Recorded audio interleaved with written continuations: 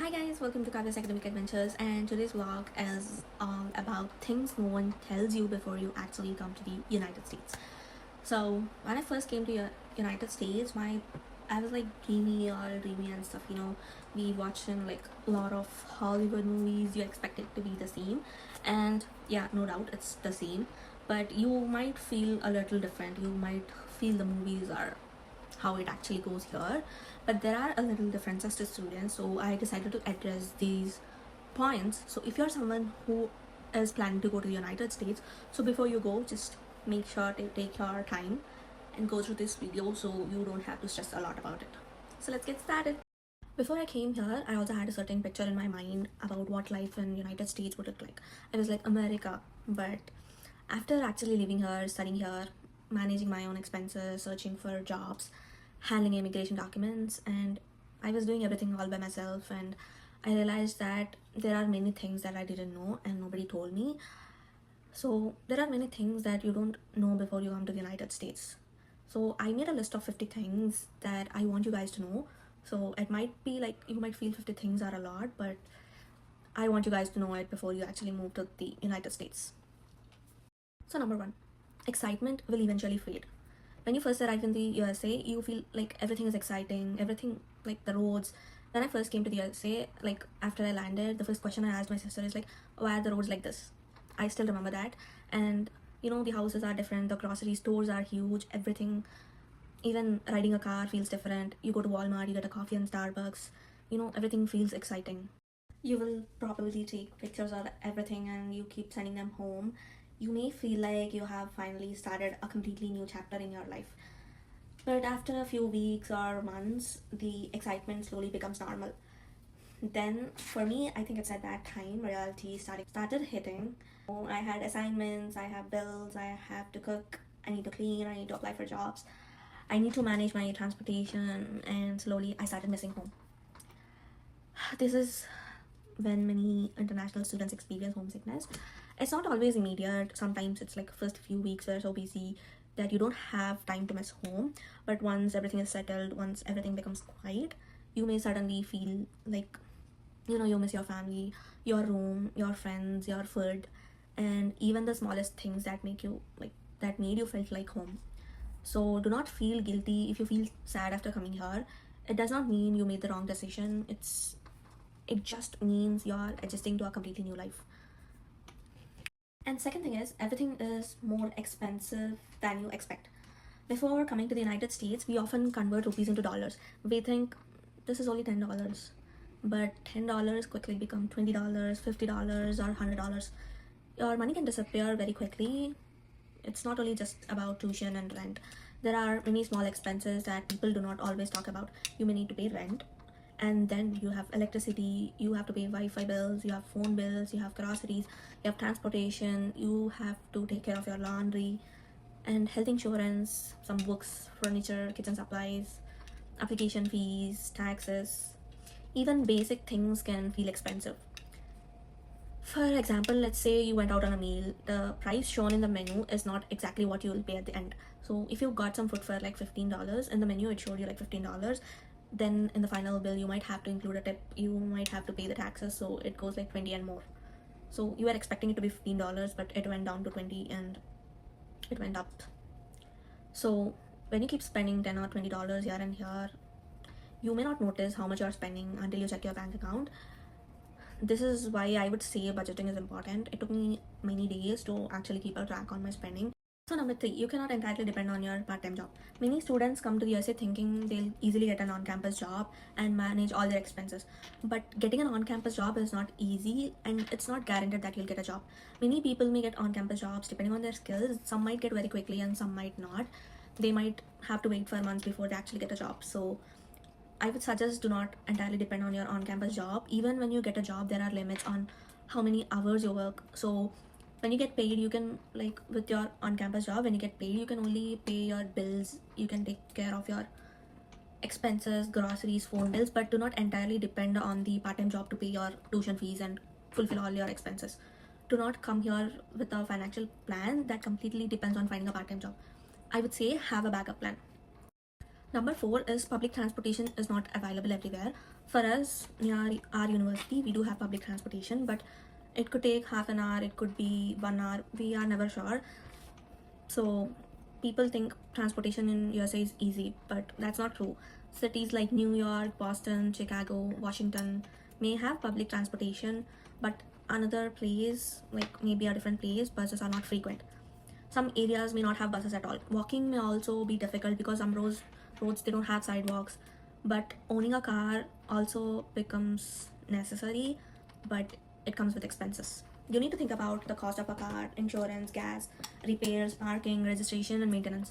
Before choosing your university or apartment, check the transportation options around the area. Don't be like me. So I was looking for a cheaper apartment, but I had to spend all that money on transportation. So now I moved into a different house. So I live beside campus. So I saved more money than spending on my transportation. Number 5 is doing everything by yourself can be exhausting. I have a list of things that you have to do by yourself. So when you come to the USA, the biggest change is that no one helps you. You have to do everything by yourself.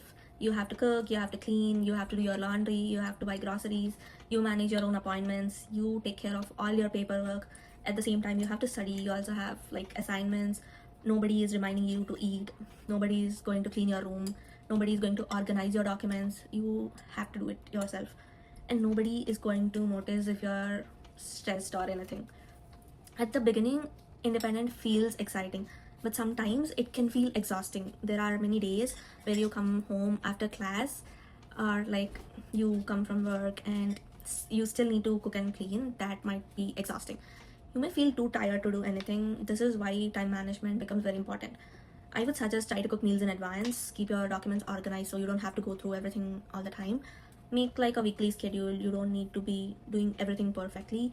Just create a routine that works for you. 6. Making close friends take time. And yeah, say people are friendly. They keep asking you. It's not like a question, it's like a greeting. They say, "Good morning, how are you?" And they say, "Good evening, how's your day been?" It's just like a greeting. You might stay silent, but I would suggest you to respond them back. It doesn't have to be a lengthy conversation. Just be friendly, be nice, and be like, "Yeah, it's been good, and how's yours?" Ask questions like that.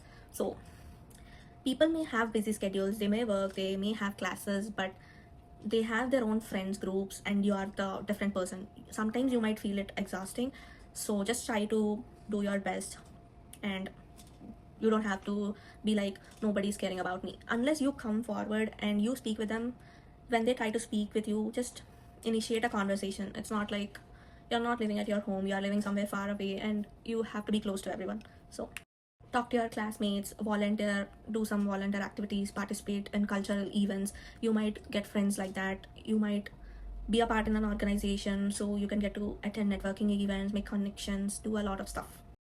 Number 7, roommate problems can affect your entire experience. So why I would say this is very important, because all your masters you might be living with the same roommate or different. You never know. Your roommate can make your life comfortable or maybe more stressful. We never know. Before moving with someone, discuss important things clearly. Some of the things are like you ask them about your cleaning, your cooking, groceries, guests, noise, sleep schedules, shared experiences, bathroom use, temperature settings, privacy. Some people like the house very clean, others may not clean regularly, others may talk loudly at night. Some people may bring guests without informing you. So do not assume that everyone has the same habits as you. And the sleep schedule, you might be sleeping early or you might be sleeping late, and the other person might do vice versa. So that's because of your schedules. You never know. You can't expect someone to follow the same schedule as you, and you don't have to restrict someone from doing that. It's up to their own choice, and neither someone has to do that with you. So make sure while communicating with the other person, be respectful with them. If there is any concern, like any problem that you feel like this with this person, you are having an issue or something like that, make sure you sit with them, have a little chat, be there like, "Hey, I'm having a little problem, I'm a little worried about this thing, what do you think might happen?" Communicate with them as their opinions and tell them, "This is affecting me, so is there any way you could modify this?" Come to an agreement, and never share your conflict with the third person.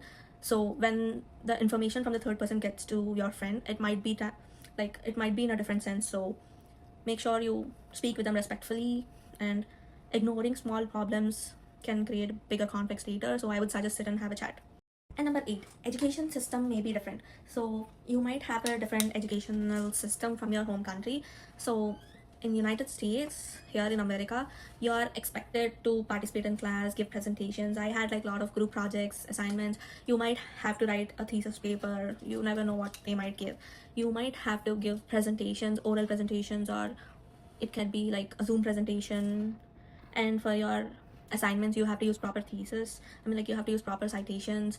Professors may ask to share your opinions. They actually, here, what's the one thing I realized is they give you an assignment just to analyze your critical thinking and how you value things. So, and one more thing is, plagiarism is taken very seriously, and if you're someone without experience regarding this, like citation and everything, if you're coming to the United States, just make sure you have to do and deal a lot of stuff with your assignments. So make sure to know what plagiarism is and what citation is. I didn't know in my first semester, my first subject, and I literally got an F. But it was my first assignment, so my professor spoke with me. She told me this is how things work here. So we have like learning center in the university, so you go to them, they'll explain you, but you should be prepared for all those stuff. Learn how to cite properly. If you don't understand anything, just go ahead. It's never a wrong thing to ask a question. My professor, I was very silent, like I was staying silent. My professor is expecting me to ask a question. She literally said, I didn't see you ask a question. I thought you were not even paying attention. Even if you are paying attention, that is not what they think.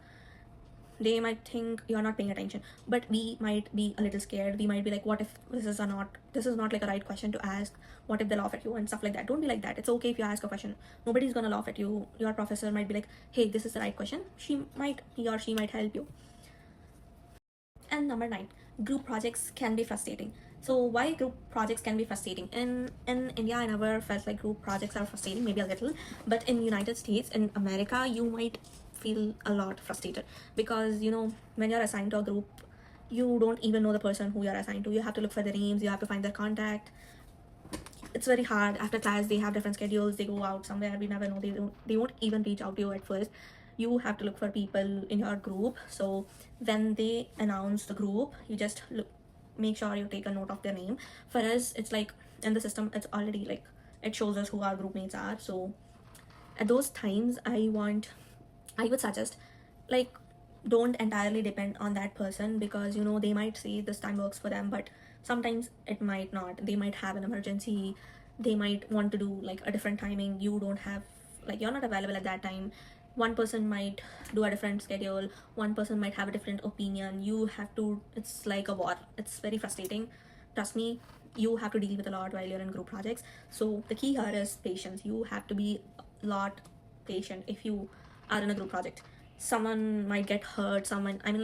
If you get frustrated, you might say, hey, you're not doing this properly. They might get sad. They might take wrong decisions. You might think this is the simplest thing for us. We'll be like, if I do this, they might get back on track. But no, you never know. You can't underestimate someone's thoughts, someone's behavior. So you have to make a schedule. If you're not available at this time, we can do the other time. So if I know this is a group project, but this is the times, take a vote, a polling or something like that. So they might actually have something similar. If not, just let your professor know. And you can't expect your professor to give you an option regarding this, because if you let your professor know, she or he might cut the points. Your grade might be low in the final. So just see if you could have an alternative plan for that. Everything you do is you have to keep noting on every single point that you do. Use shared documents, so like Google Docs, Microsoft Word. Keep sharing with them, so if someone has any idea or thought, they just open it and just note it down. So when you open it, you can see what their thoughts are. So even if you don't get a time, you have a shared document, so you can use it.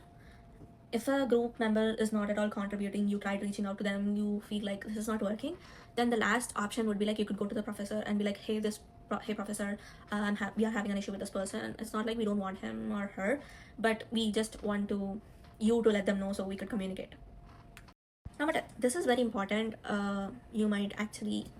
It might be helpful for you. So number 10 is that communicate with your professors. They expect you to communicate, so professors expect you to communicate. So keep communicating with the professors. You might feel like maybe they are not expecting us to do this. They feel like we don't know this, are you a kid or something like that. Don't be like that. But be respectful. You can email them, you can attend office hours, you can schedule a meeting with them, but like you can ask for them, you can ask for their clarification and everything, but you need to communicate professionally. So you can't be like, hey professor, you just be like, hello professor. Like, be respectful. Don't be like, hey buddy, hey. That's not how they expect you to be. So do not disappear if you're struggling, and if you are sick, confused about an assignment or dealing with an emergency, contact the professor like early.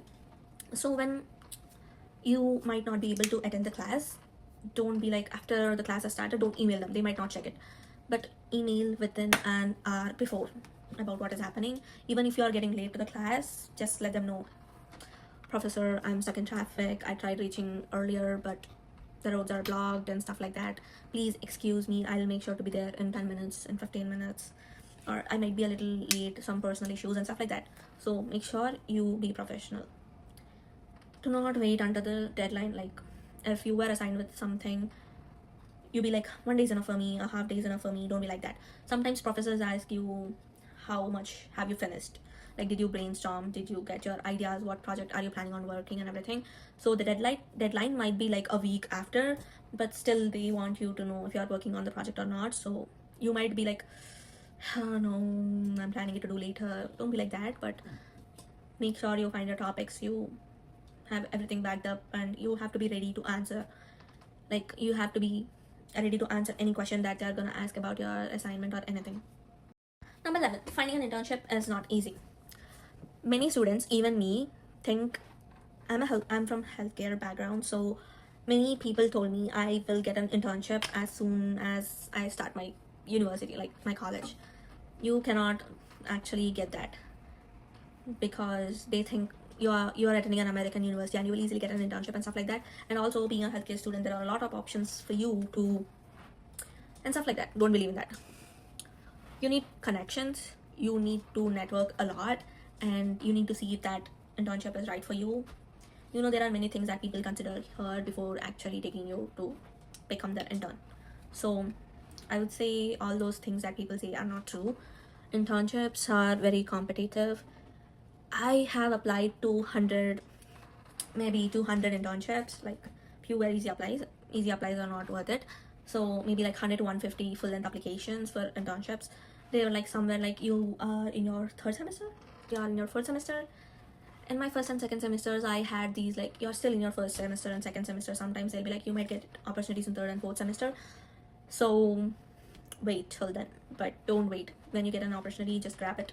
So after like 150 applications, you get one internship, and you will be like, in my third and fourth semester, I'll take the extra subject, like you get to do an internship or a project. So at that time, I was like, I'll do an internship, I won't do a project. Everything has its own credits and merits, like. So choosing internship is okay, but don't wait till the last minute for your internship. Some companies, they don't know what is OPT and CPT. They might not know you are an international student unless you see them. Build your resume, improve your LinkedIn, as I keep saying. I even told in my previous some vlogs, like, networking is very important. Build connections. You have to be ready. Like, when someone asks you, like, what do you want to do, you never know.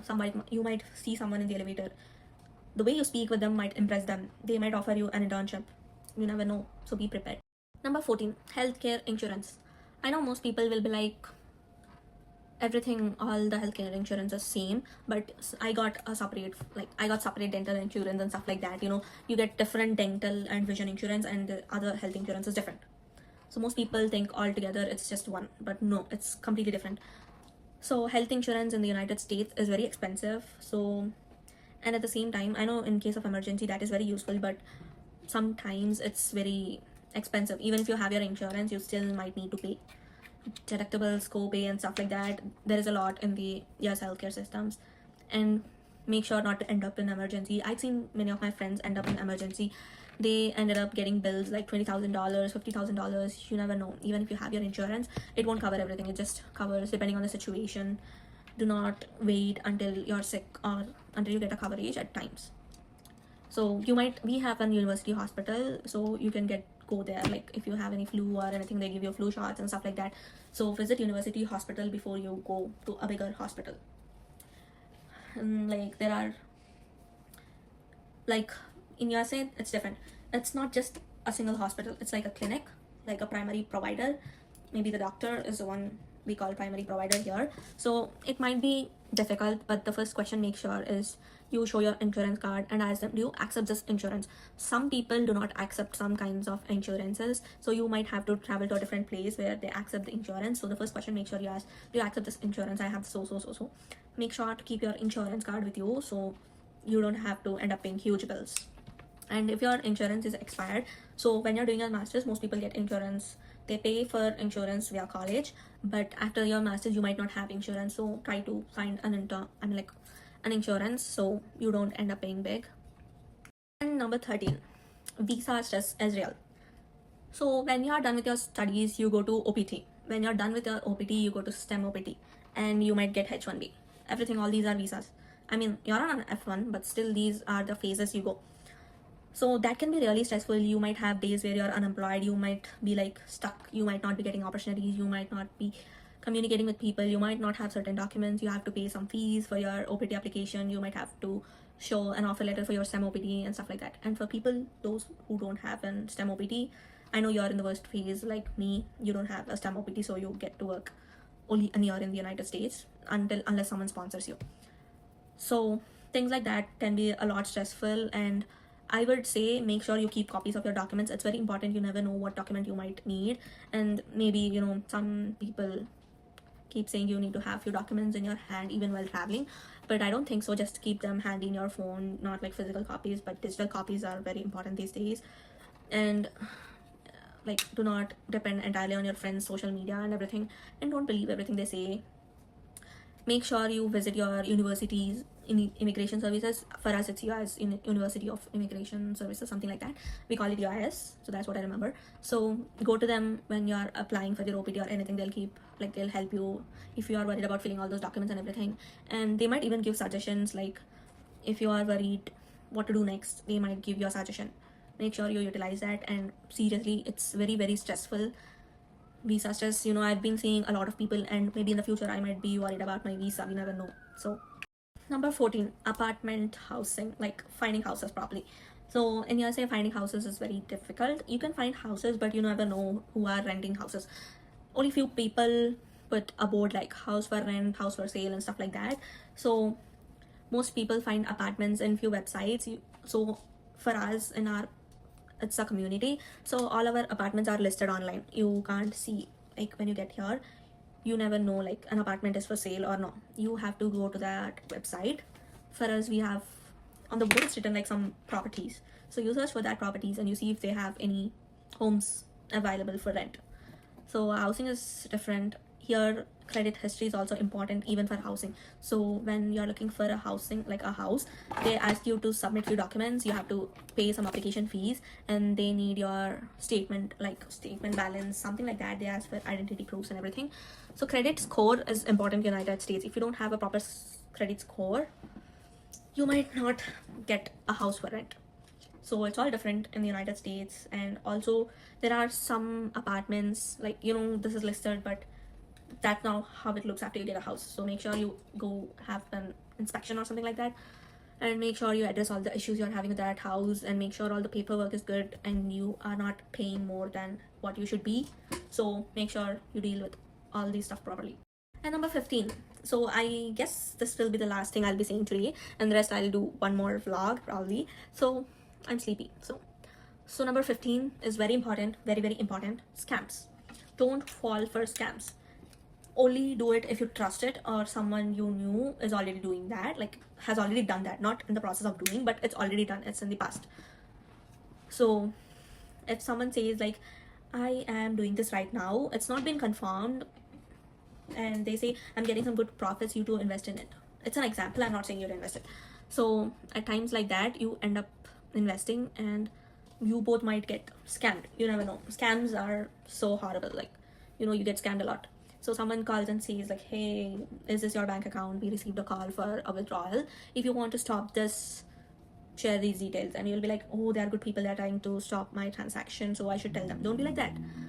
No one can do that until you go to your bank. Like you go to the bank and speak with them yourself. Don't trust anyone. And also housing, there are many rental scams. Don't believe, like, when someone says I'm offering you this house for cheaper price and it is, they might create a fake rental agreement and stuff like that. Don't believe in those.